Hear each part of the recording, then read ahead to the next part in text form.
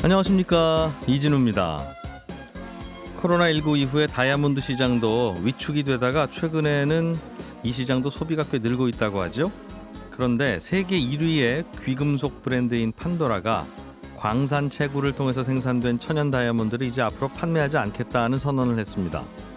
다이아몬드를 땅에서 채굴하는 과정에서 노동력 착취와 인권 유린 문제가 오랫동안 불거져 왔었는데 이 문제가 해결되지 않자 아예 채굴을 포기하고 채굴을 통해서 생산된 천연 다이아몬드는 팔지 않고 실험실에서 키운 합성 다이아몬드를 팔겠다는 건데요. 이 소식을 포함한 나라 밖의 다양한 경제 뉴스들 글로벌 리포트 시간에 살펴보겠습니다. 올 들어서 선박 수주가 급증하면서 조선업계가 호황을 맞고 있습니다. 삼성중공업의 대규모 적자와 유상증자 소식이 함께 전해지고 있어서 호황인데 여기는 또 왜 그런가 궁금하기도 하고요. 조선업종이 괜찮은 게 맞나 하는 의문도 들죠. 오늘 증시 업종 분석 시간에는 조선업을 집중해서 살펴보겠습니다. 손에 잡히는 경제 플러스 바로 시작합니다.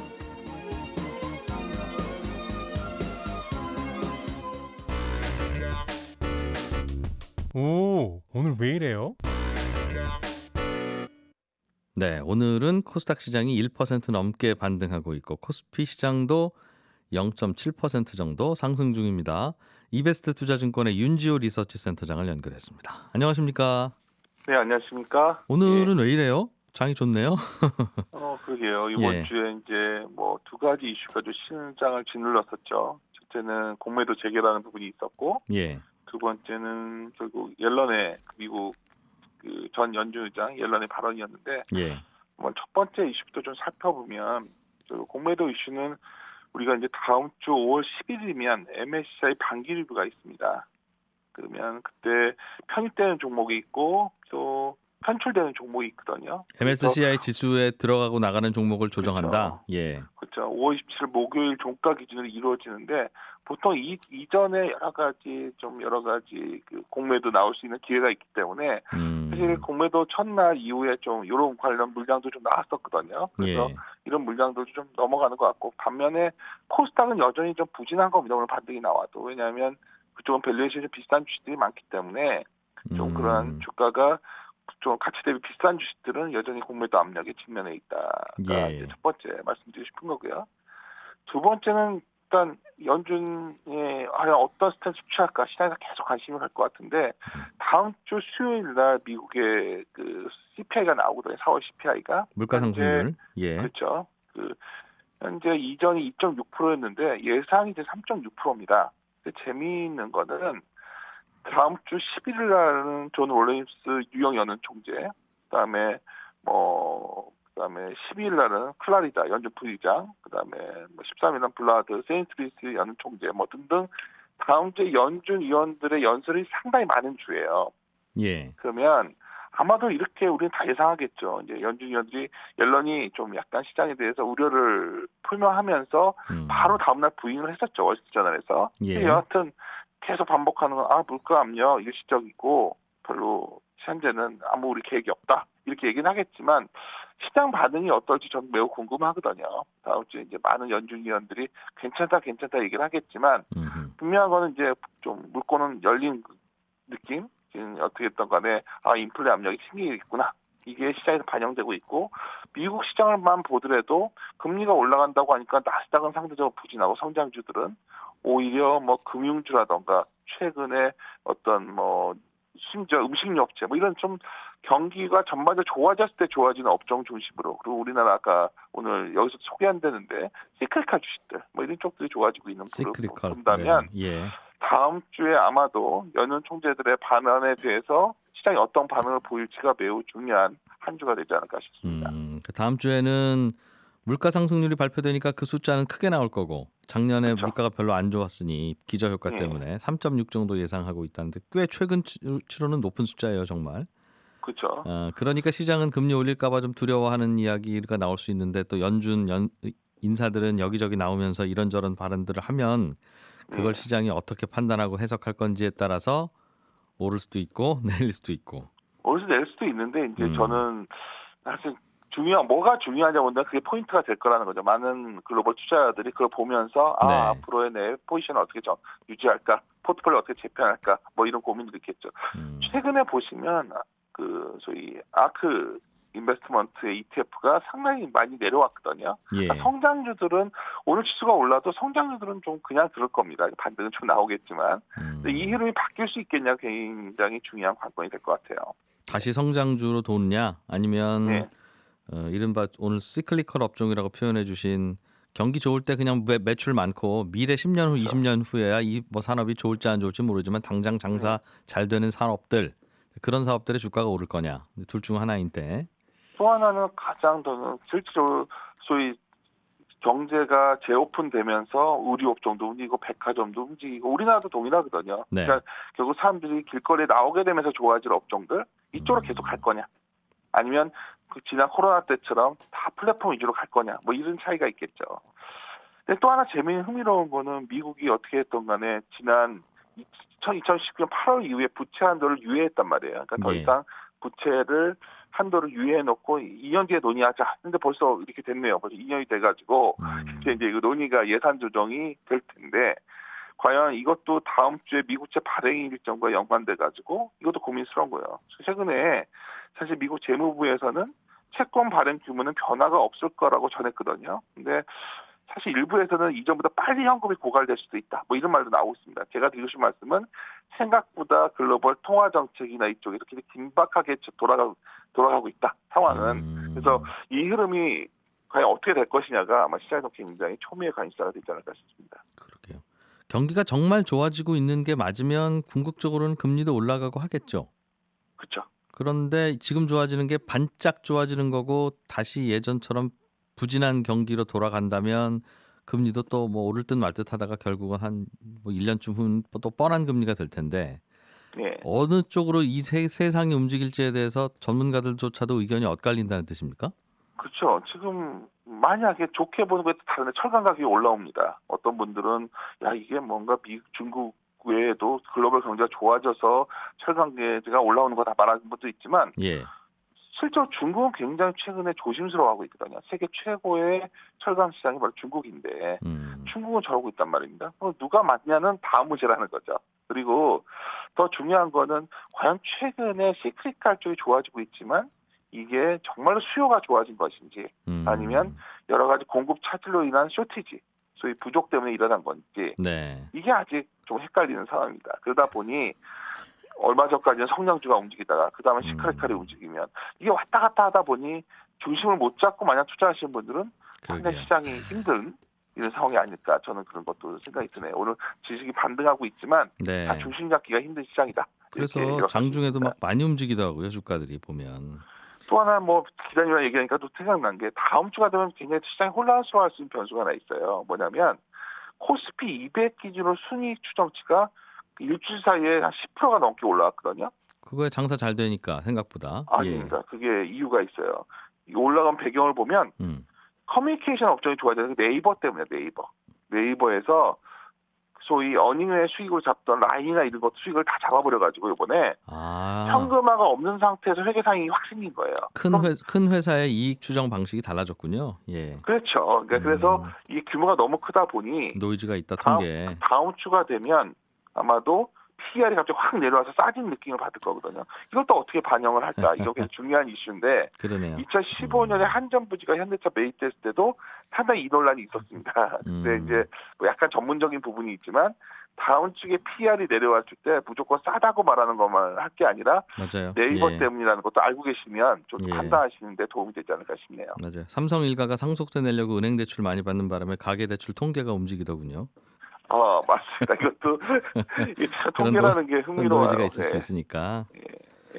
알겠습니다. 오늘 굉장히 중요한 말씀 해주셨어요. 그러니까 마트에 갔는데 감자도 하나도 없고 배추도 하나도 없는 게 이게 경기 좋아서 소비자가 다 사간 건지 아니면 배달해 주신 분이 오늘 몸이 아파서 못 오시는 건지 이제 세계 경기도 어떻게 봐야 될지 모른다는 거잖아요. 그렇죠. 서로 헷갈려하고 있습니다. 센터장님은 개인적으로는 어떤 쪽이십니까? 이게 정말 쇼티지라 봅니다. 네? 쇼티지로 인한 수요가 그 정도로 강한 것 같지는 잠깐 이러다 말 것이다.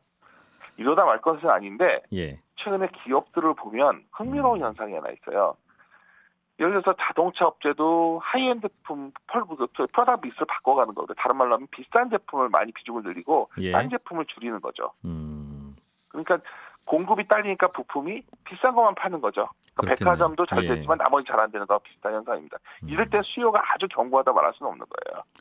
쉽게 말해서 고가의 핸드백은 팔리지만 저가품들의 시장은 되게 힘들어진 시장. 그걸 경기가 다 좋다고 보기는 어렵다. 그렇죠. 그러니까 결국 미국도 연준에서 계속 저 말을 하는 거는 히스패닉이나 흑인들의 실업 수준이나 이런 걸 감안하면 경기가 돌아서면 멀었다 이 얘기를 반복하고 있지만 문제는 풀린 돈이 여러 가지 비용들을 올리고 있거든요. 예. 이 올린 비용, 임금도 많이 올랐거든요. 최근에 미국의 좋은 기업들을 보면. 그럼 이런 코스트들을 기업의 이익에 압박을 주는 국면도 나올 수 있다는 거죠. 수요가 아주 강해지지 않으면.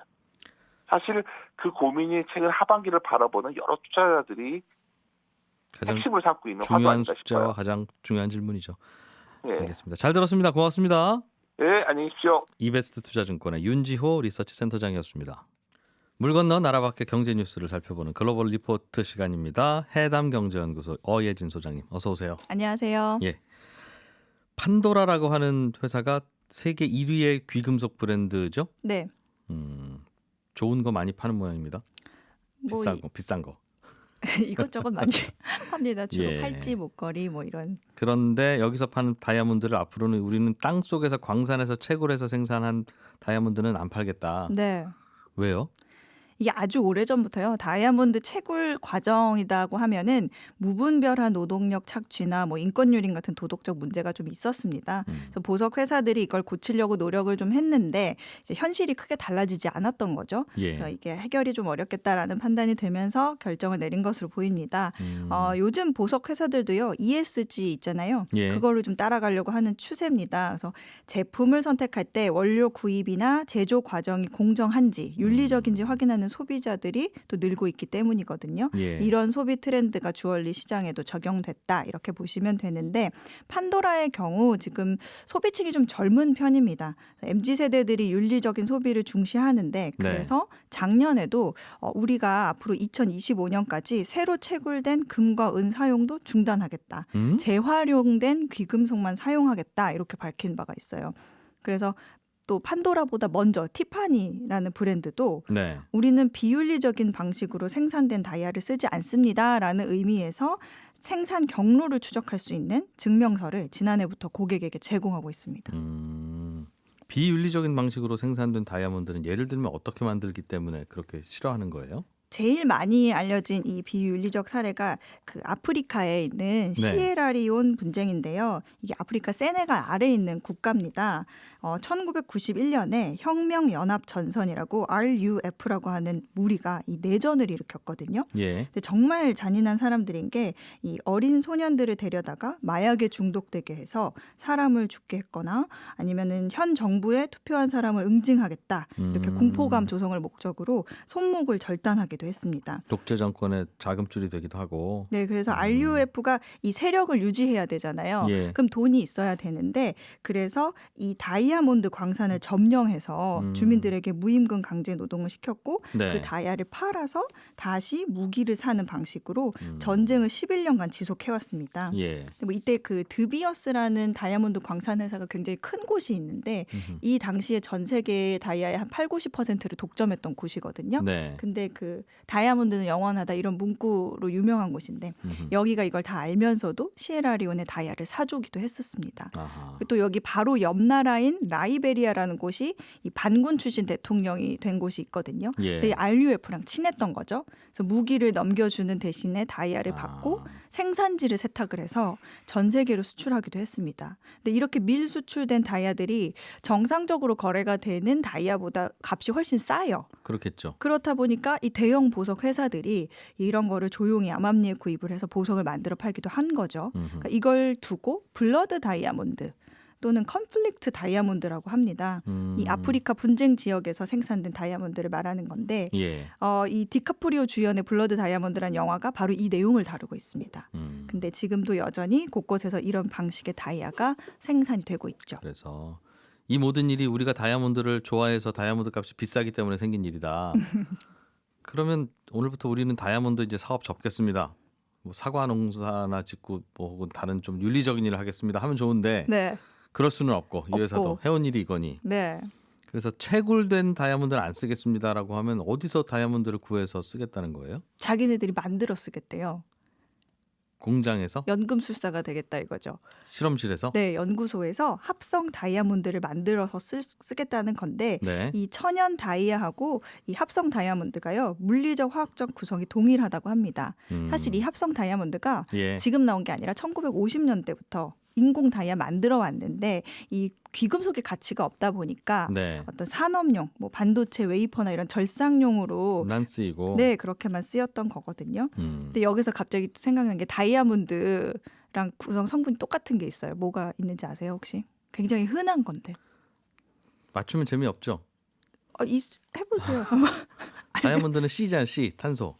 네. 그렇죠. 그러니까 뭐 흑연도 마찬가지고. 죄송합니다. 재미없게 해서.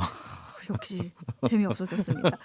연필심 흑연과 성분이 동일한데 이 예. 탄소 원자 배열 중에 하나를 질소로 바꾸면 투명한 원석이 된다고 합니다. 그게 다이아몬드가 되는 인공적으로. 건데, 네, 근데 천연 다이아는 아주 깊은 곳에서 큰 열과 엄청난 압력을 받고 오랜 시간 걸쳐서 만들어지지만 예. 합성 다이아몬드는 뭐 여러 가지 방식이 있는데, 쉽게 만들겠죠. 네, 씨앗 같은 다이아몬드를 뭐 기계 안에 넣고 뭐 온도나 압력, 뭐 탄소를 이렇게 투입 조건을 달리해서 결정체를 층층이 자랄 수 있게 한다고 합니다. 네. 이게 한 1캐럿 만드는데 한 2주 정도 소요된다고 합니다.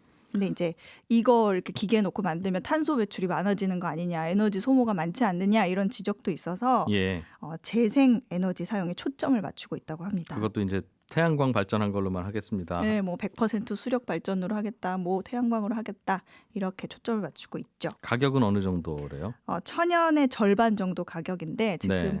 이게 재판매에 대한 가치의 기준이 아직 없어서 가격이 계속 내려가고 있습니다.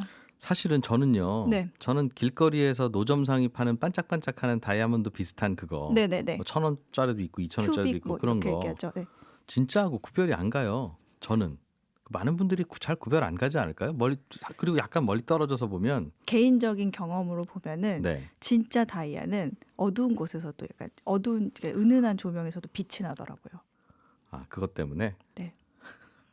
그래서 기존의 종전에 그럼에도 불구하고 다이아몬드가 비쌌던 건 그런 게 귀하니까 그게 맞아요. 특별히 더 좋아서는 아니고 네. 귀하니까 귀한 맛에 비싸게 사는 건데 이렇게 실험실 다이아몬드로 만들어서 하면 그게 그걸까요? 잘 모르겠습니다. 사람들이 그걸 천연 다이아몬드 대신에 이걸 살까 모르겠어요.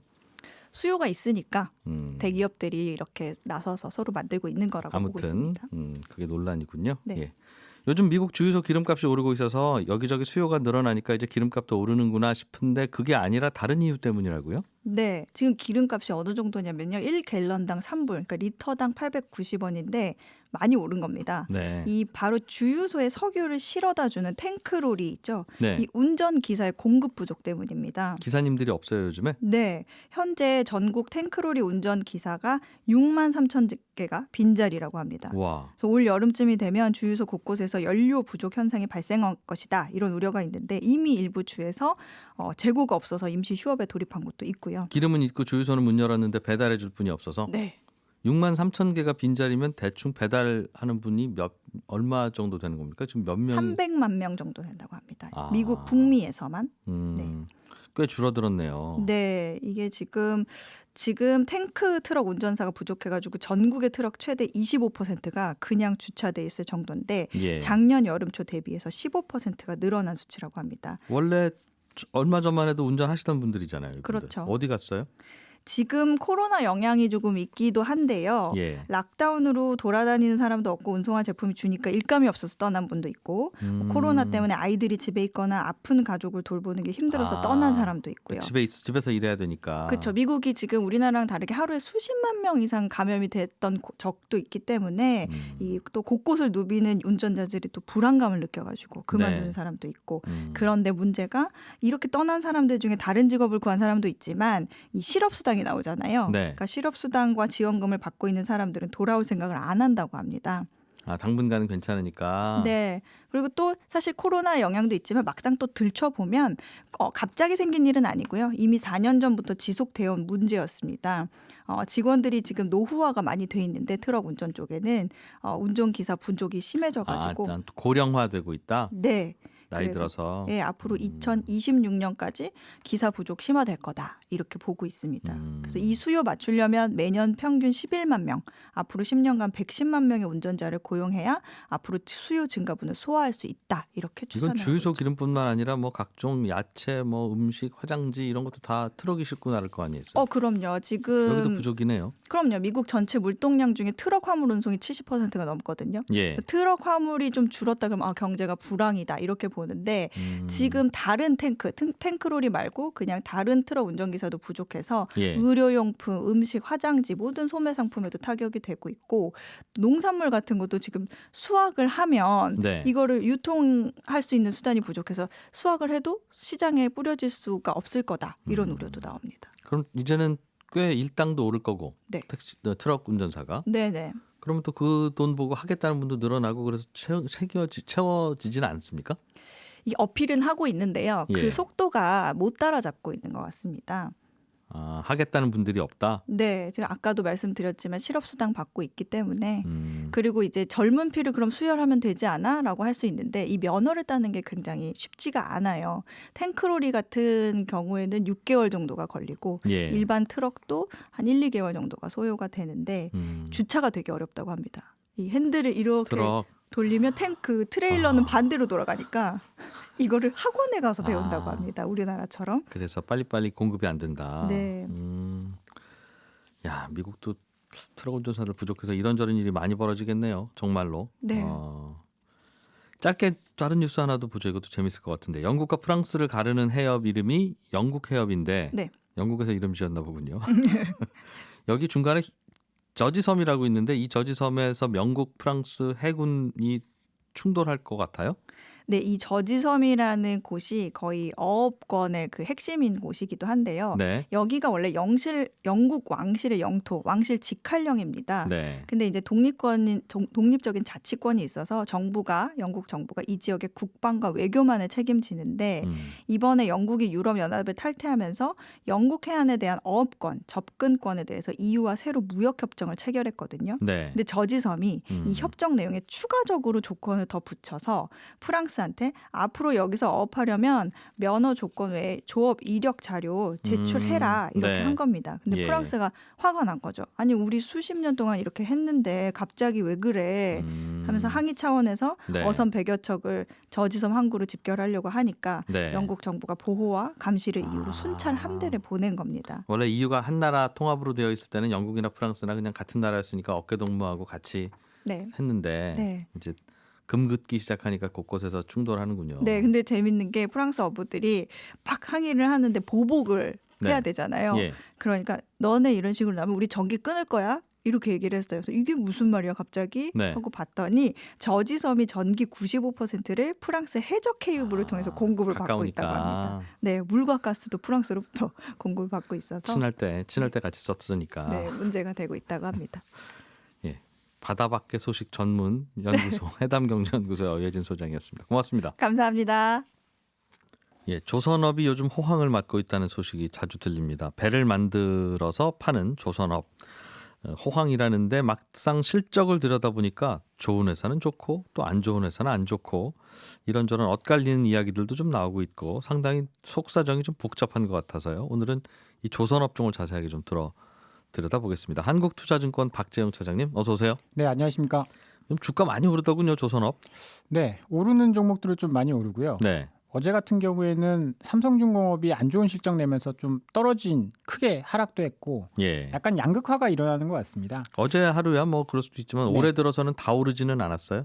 조선. 다 오르진 않았습니다. 현대계열의 조선사들이 주가가 조금 좋았고요. 예. 많이 좋았습니다. 현대중공업, 그러니까 한국조선해양이죠. 현대중공업 옛날 현대중공업. 예, 맞습니다. 그 회사가 올해 이제 어제 기준으로 41% 상승했고요. 요거보다 조금 더 작은 배를 만드는 현대미포조선이라고 있어요. 네. 이 회사는 무려 90%가 상승했습니다. 올해 네, 올해만. 4개월 동안 네, 수주가 좀 많이 들어오면서 90%가 상승했는데 주가가 예. 네, 조만간 한 식구가 될 수도 있는 가능성이 있는 대우조선해양은 35%가 올랐고요. 반면에 한진중공업 같은 조금 작은 회사는 18%. 삼성중공업처럼 어제 문제가 있었던 회사는 오히려 어제 기준으로 14%가 하락했거든요. 네. 뭐 분위기가 연초에 수주가 많이 나오면서 좋은 것 같긴 했지만 개별 종목들로 딱 나눠서 보면 조금 양극화가 조선업 그렇긴 하네요. 쪽에서도 예. 좀 나온 것 같습니다. 전반적으로는 괜찮은 것 같은데 네네. 삼성중공업 이 회사만 좀 제일 문제인 것 같은데 무슨 일이 있습니까? 어제 주식시장에서 가장 큰 이슈였거든요. 지금 이제 실적 발표 시즌입니다. 네. 실적 발표를 하는데 올해 들어서 조선주들이 전반적으로 분위기가 좋았어요. 뭐 그때 수에즈 운하 사건 기억하시는지 모르겠는데 그 배가 넘어졌었던 해운사 선주 에버그린이라는 회사가 삼성중공업한테 뭐 컨테이너선 20척 발주를 하고 그러면서 예. 분위기가 굉장히 좋았는데 막상 실적을 뚜껑을 열어보니까 실적은 굉장히 안 좋게 나왔습니다. 어닝 쇼크를 기록했는데 그냥 네. 쇼크도 아니고 5천억 원 적자를 기록했습니다.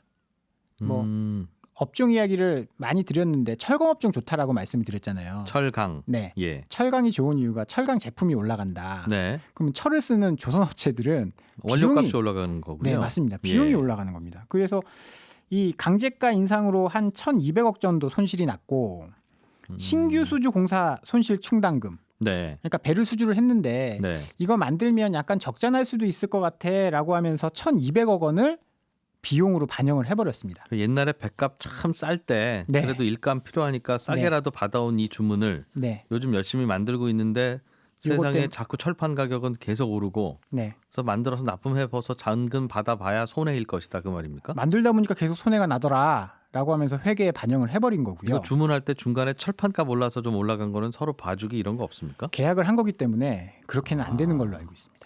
그래서 작년에 아무래도 코로나 때문에 수주가 많이 가뭄이어서 예. 작년에 받아놓은 것들이 이렇게 적자가 좀 나고 있는 대체로. 거고요. 네, 드릴십과 관련된 평가 손실이 2천억.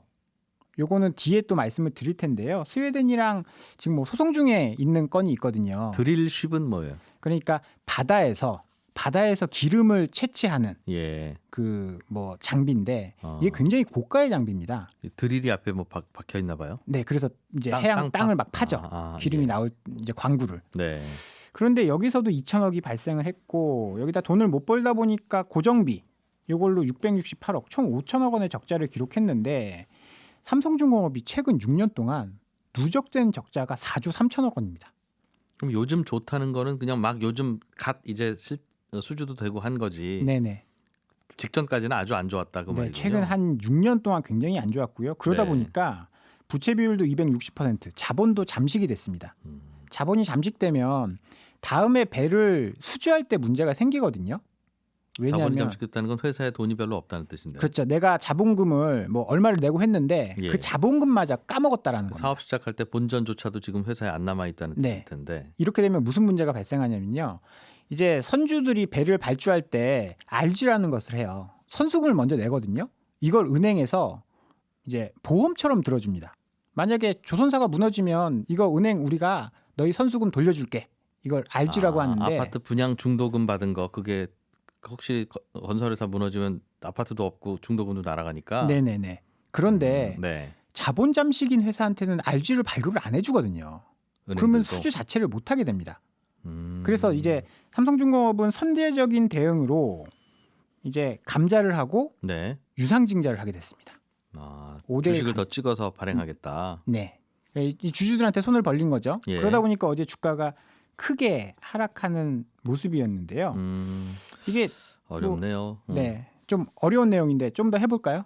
아 감자와 관련한 거? 네, 감자. 아 감자 주식시장에서 감자 뭐 이런 얘기는 듣긴 했어요 여러 번. 네, 자본금을 줄인다라는 뜻이거든요. 자본금 감소한다라는 뜻이거든요. 조금 전에 자본 잠식이 돼서 걱정이어서 큰일이라고 했잖아요. 네네. 그런데 감자가 자본을 줄이는 거면 네네. 안 그래도 자본이 없어서 걱정인데 자본을 더 줄이면 네. 이게 답이에요? 자본이 들어들면 예. 자본 잠식이 안 됩니다. 아이러니하게도. 원래 5억으로 시작한 게 아니라 우린 1억으로 시작했어라고 하는 거기 때문에 예.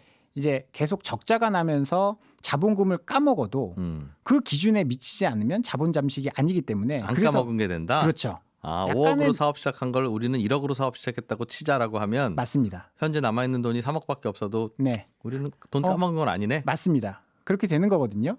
근데 기존까지는 가지고 있던 주식을 없애는 방식이었습니다. 예. 5대1 감자라고 하면 이제 10주 있다가 2주만 남는 건데 이번에는 감자 방식이 약간 달라요. 액면가를 줄입니다. 원래 액면가가 삼성중공업이 5,000원이었거든요. 예. 이걸 1,000원으로 줄이고 그 남은 비용을 자본잉여금으로 보내서 기존에 감자를 하면 주식수가 줄어듭니다. 주식수가 줄어들고 가격이 올라가게 되는데 예, 줄어든 줄어드니까. 만큼 예. 줄어든 만큼. 근데 그렇게 되면 좀 문제가 생길 수가 있어요. 주식수도 줄어들고. 그런데 이번에는 액면가를 낮추기 때문에 주주들한테는 전혀 변화가 없습니다. 주식수도 안 바뀌고 네. 액면가만 줄어들고 자본도 그대로입니다. 그런데 왜 이렇게 하냐? 유상증자를 해야 되거든요. 그 외부로부터 자금을 유입받아야 된다는 거죠. 네네네. 예. 주주들로부터 돈을 받아야 되는데 유상증자는 액면가 밑에서 못 하거든요. 예. 제가 생각할 땐 그렇습니다. 유상증자는 액면가가 5,000원이면 5,000원 밑으로 발행을 할 수 없어요. 네. 그런데 어제 종가가 6,000원이었거든요. 삼성중공업에. 예. 1,000원만 더 빠지면 유상증자를 못 하게 됩니다. 음흠. 그러니까 액면가를 줄여버린 거죠. 액면가가 1,000원이 돼버리면 네. 유상증자 하는데 전혀 문제가 없게 되는 겁니다. 그래서 이렇게 막 이렇게 해도 되는군요. 일단은 저도 이제 이런 방식은 제가 15년 근무하면서 처음 봤거든요. 그래서 저희 관련된 사람들한테도 물어봤는데 잘 모르더라고요. 요거는 공부를 조금 더 해볼 필요가 있을 것 같아요. 증권사 직원들 모르는 얘기를 갖고 와서 하시면 저희는 어떻게 합니까? 그러니까 요새는 너무 이런 것들이 발전을 해서 알겠어요. 굉장히 어렵더라고요. 예. 네. 아무튼 그런 사연이 있었다. 삼성중공업은. 알겠습니다. 예전에 고생 많이 했던 게 계속 요즘 이제 적자로 돌아오고 있는 거네요. 네, 맞습니다. 그런데 이게 끝난 게 아니거든요. 네. 뭐 하나 더 말씀을 드리면 이게 전체적인 조선업계에도 한번 생각해 볼 만한 문제인데 예전에 삼성중공업이 저가에 수주했었던 드릴십이 있다라고 말씀을 드렸잖아요. 네. 이게 계속 발목을 잡고 있습니다. 이게 여기서 끝나지 않고 다른 회사들도 아마 이런 게 있을 가능성이 있어요. 그래서 한번 점검을 해봐야 되는데 네. 이게 무슨 문제냐면요. 2013년도에 스테나라는 이제 스웨덴 이제 드릴십 업체와 네. 계약을 맺었습니다. 드릴십 7억 2천만 달러짜리 시추 설비를 계약을 했는데 2013년에 네. 예. 2016년 3월까지 인도하기로 계약을 했는데 2014년도에 90불 하던 유가가 네. 50불로 뚝 떨어져 버립니다. 국제 유가가 네. 예. 그러면 이 스테나라는 회사는 손님은 손님은 드릴십 가지고 30년 40년 채굴을 해서 기름을 팔아 먹어야 되는데 네. 유가가 이렇게 급락해 버리면 캐내면 캐낼수록 문제가 생길 거 아닙니까? 네. 적자가 될 텐데 그래서 자꾸 요구를 하는 거죠. 설계를 변경하고 요구 사항을 만들고 그러면서 계속 인도 지연이 발생됩니다. 아, 잔금 안 치르려고. 네네. 이게 잠깐 여기 설계 여기 조금만 바꿔줘 이러면서 그래서 삼성중공업도 화가 나서 2017년 6월에 소송을 소송 전에 스테나한테 이거 돈을 좀 더 달라. 왜냐하면 너희가 자꾸 설계 변경하고 예. 그래서 공사 기간이 연장됐으니까 돈을 더 줘라고 했는데 여기에 대놓고 스테나는 야 너희가 지금 납기를 불이행했기 때문에 우린 돈도 못 주고 이것도 안 받을 거야. 네. 게다가 우리가 선수금 준 것도 돌려주고 네. 이자까지 줘. 이렇게 해서 소송을 걸어버렸습니다. 유가가 좋을 때는 좀 설계랑 좀 다르게 만들어줬어도 또 다시 만들어 달라고 하면 시간 걸릴 거고 그냥 네. 갖고 가서 빨리 석유 캐는 게 돈 버는 거니까 네네. 그냥 조용히 갖고 가는데. 네. 그때 당시에 유가가 100불이었거든요. 네. 근데 1년 만에 50불이 될지 누구도 몰랐었던 거죠. 아. 그래서 이 소송이 올해 3월에 결정이 났습니다. 영국 중재재판소에서 아쉽게도 삼성중공업이 패소를 했어요. 네. 근데 이걸로 끝나는 건 아니고 삼성중공업은 상급기관에 다시 항소를 한 상태지만 네. 이게 당분간은 뭐 실적에도 영향을 줄 거고 아까 충당금 2천억 말씀을 드렸잖아요. 평판에도 영향을 줄 수 있는 요인이어서 예. 이제 좀 장기간 좀 리스크 요인으로 남아 있을 수는 있다. 그렇게 봐야 될 것 같습니다. 유가가 떨어지니까 이제 손님들 마음도 막 바뀌는 거예요. 그죠? 맞습니다. 네. 건설업계에서도 그런 게 있답니다. 아파트 값이 한참 잘 오를 때는 네. 새로 분양한 아파트 이런저런 하자 있을 거 아니겠어요. 네. 웬만하면 조용히 넘어간대요. 네. 분양가보다 많이 올랐으니까. 아파트 가격이 안 오를 때는 하자 보수 내지는 이거 뭐 소송 불고 이런 게 굉장히 많아진답니다. 제 2008년 기억이 그때 이제 2007년도 아파트 가격 굉장히 높았을 때 분양을 받았다가 2008년 막 급락하니까 안 받겠다. 네. 나 이 아파트 안 들어가겠다. 그런 것들이 꽤 그랬었죠, 많았었던 또. 것. 예. 그런 기억도 있거든요. 이제 조선업도 약간 비슷한 것 같습니다. 어려웠다 이렇게. 네. 근데 요즘에는 수주량이 계속 늘고 있으니까 앞으로는 괜찮습니까? 네, 요새는 분위기가 올해 들어서 완전히 바뀐 게 작년에는 저가 수주도 많았는데 올해는 선가가 올라가고 있습니다. 배값. 네, 배값이 일단은 배는 만들자마자 바로 안 나오잖아요. 그러니까 중고 배값, 중고 선가가 굉장히 큰 폭으로 상승하고 최근 들어서는 신조 선가도 상승을 하고 있습니다. 신조 선가는 새 아파트 분양가, 맞습니다. 중고 선가는 기존 아파트 판매가. 맞습니다. 그런 가격이 올라가고 있는데요. 얼마 전에 이제 해운업 강세를 말씀을 드렸잖아요. 그런데 이 근본 원인은 선박의 공급 감소에 있습니다. 선봉량이 굉장히 낮거든요. 이 선박 수주 잔고가 2003년 이후로 최저 수준을 유지하고 있는데 예. 이거를 달리 말하면 선박 수주가 늘어날 가능성이 높다는 겁니다. 그동안 아파트 분양이 별로 없었다는. 그렇습니다. 예. 네, 그러다 보니까 최근에 수주를 보면요, 올해 국내 조선사들의 1월부터 4월까지의 수주를 보면 누적 수주가 145억 달러. 네. 그런데 이게 어느 정도 수준이냐면요, 지난 10년간 140억 달러를 넘긴 게 2013년뿐이 없습니다. 이때는 드릴십 수주가 조금 많아서 예. 약간 과대포장된 게 있는데 2013년도를 제외하고는 수주가 가장 많고요. 이게 어떤 의미를 가지냐면 이른 시기에 수주를 많이 하면 먹고 살 게 있잖아요. 네. 그러니까 조선사들이 싸게 저가 수주를 지양하게 됩니다. 지양 안 하게 된다라는 거죠. 수주 안 한다고. 그러니까 싸게는. 경기 좋아지면 네네. 당연하죠. 네. 그래서 예. 싼 건 수주 안 하고 예. 그러면 이익성이 높은 것만, 수익성이 높은 것만 수주를 하게 되기 때문에 그리고 상반기에는 컨테이너선 네. 업황이 굉장히 좋아서 수주를 굉장히 많이 받았거든요. 그런데 하반기에는 컨테이너선이 아니더라도 LNG선이 대기를 하고 있습니다. LNG 가스를 실어 나르는 배죠. 맞습니다. 예. LNG 캐리어 수주가 급증할 것으로 기대를 하는데요. 이유는 작년 6월에 기억하실지 모르겠습니다. 카타르에서 막 왕족 오고 막 그랬어요. 왕족. 왕족이 와서 예. 우리 LNG선 발주할 거니까 너희 도크 좀 비워줘. 이런- 조선소에 네. 작업대 비워라. 네, 맞습니다. 예. 그래서 우리 회식할 테니까 우리 다음 달 며칠 날 예약. 100명이 갈 테니까 여기 예약 좀 해주세요. 가게 문 닫고 우리만 회식할게요. 네네. 네.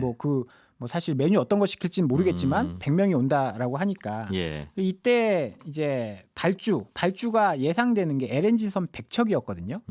근데 이게 지금 가능성이 있다라고 하는 이유는요. 예. 이 카타르 국영석유 회사가 지난달 노스필드 가스전 프로젝트에 참여할 선사를 모집했습니다. 예. 이게 뭐냐면요.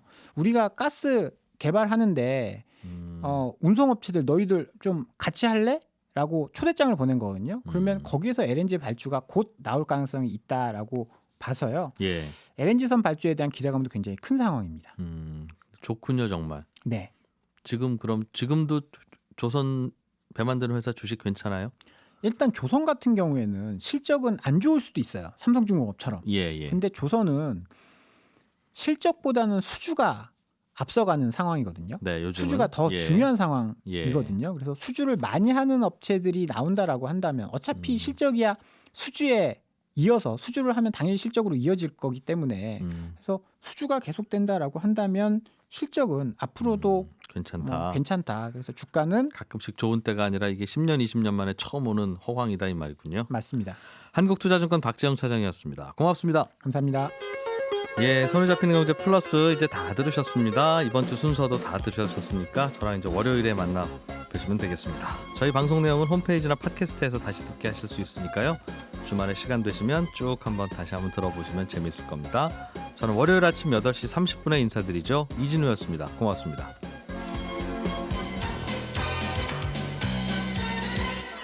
더 깊고 더 재미있는 경제 이야기. 이진우의 손에 잡히는 경제 플러스.